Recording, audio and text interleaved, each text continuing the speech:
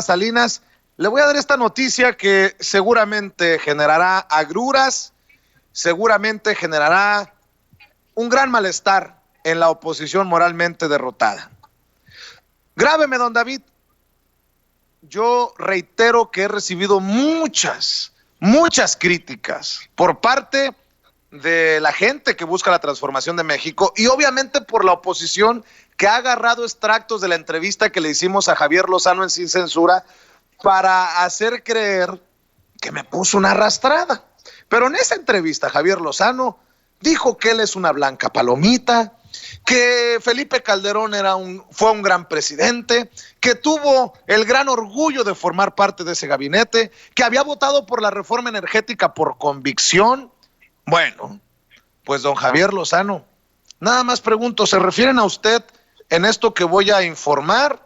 ¿No habría manera que me venga a poner otra arrastrada en Sin Censura para que dé la cara? El periódico Milenio revela que los exsenadores del PAN, Ernesto Cordero, Roberto Gil Suart, Javier Lozano y Jorge Luis Lavalle, son investigados por la Unidad de Inteligencia Financiera de la Secretaría de Hacienda y Crédito Público por presuntos delitos de corrupción al mantener un modus vivendi inexplicable y porque sus movimientos bancarios no coinciden con sus ingresos. Dice que el sistema financiero detectó movimientos irregulares en las cuentas bancarias de los citados legisladores cercanísimos al expresidente expanista Felipe Calderón. Pese a que las investigaciones de la UIF no están vinculadas necesariamente en el caso de Brecht, Cordero y Lavalle también aparecen en la denuncia del exdirector de Pemex, Emilio Lozoya, como presuntos responsables de recibir fuertes sumas de dinero para aprobar la reforma energética. Se sostiene que con Cordero, Gil Suart, Lozano y Lavalle, bajo investigación paralela, también están en la mira de las autoridades 6 personajes pertenecientes al calderonismo que durante la administración de Calderón fueron parte de su círculo íntimo, incluidos el exsecretario de Seguridad Pública, Genaro García Luna, acusado en Estados Unidos de vínculos con el narcotráfico, así como el exsecretario de la Función Pública, Salvador Vega, mencionado en el caso Lozoya como otro de los legisladores beneficiados de un esquema de extorsión. Aunque las averiguaciones de la UIF, la Unidad de Inteligencia Financiera, en el caso de Cordero, Gil Suart, Lozano y Lavalle apenas habrían iniciado. Entre los descubrimientos más relevantes detectados en el sistema financiero se encuentra el caso de Gil Suart, de quien se emitió una alerta por haber realizado movimientos por más de 31 millones de pesos en un solo día, lo que a juicio de la Unidad de Inteligencia Financiera resulta inexplicable, ya que no tiene ningún ingreso que supere dicha cantidad o que acredite dichos movimientos. En el caso de Lozano, los ingresos fiscales que reporta son sus ganancias como senador y asesor. Caray, ¿no cobró como vocero de la Coparmex? Just kidding. Una broma de mal gusto, don Javier. En el caso de Lozano, los ingresos fiscales que reporta son sus ganancias como senador y asesor, pero la alerta para la Unidad de Inteligencia Financiera se centra en la asesoría que brinda una empresa que, de acuerdo al sistema financiero, tiene movimientos irregulares por más de 370 millones de pesos y que también resultan inexplicables. En lo relativo a Cordero, brinda asesoría a los gobernadores panistas de Querétaro, Jalisco, Aguascalientes, Guanajuato y San Luis Potosí en el esfuerzo que impulsó la Coparmex para incrementar la competitividad y el crecimiento de esa región, por lo que su salario se obtendría de aportaciones equitativas de todos los estados, explicó en ese momento el gobernador de Querétaro, el corrupto, de acuerdo a Riquín Canallín, Ricardo Anaya. De las declaraciones se desprende de Emilio Lozoya.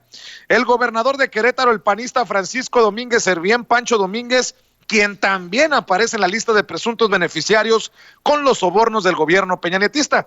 Por cierto, don Javier Lozano, ¿a poco sí deja tanto ser vocero de la Coparmex o de el ex candidato del PRI a la presidencia de la República, José Antonio Meade, como para vivir ahí en, ¿qué es? 222, en Reforma 222, ¿no?